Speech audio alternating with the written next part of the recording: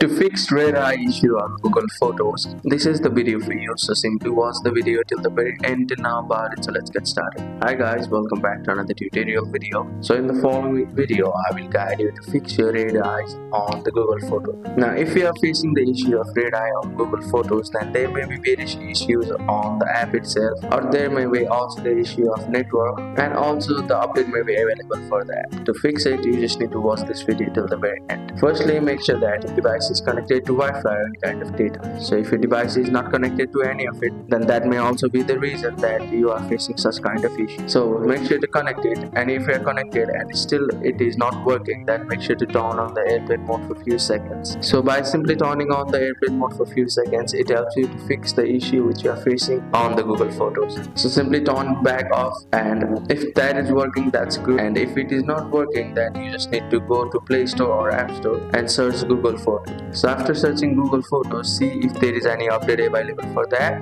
and if there is any update available for the app, then make sure to update the app to the latest version which is available, and after that you will be able to fix the issue of red eye on Google Photos. So that's it. Thank you for watching the video. Please don't forget to like the video and subscribe to our channel. Thank you.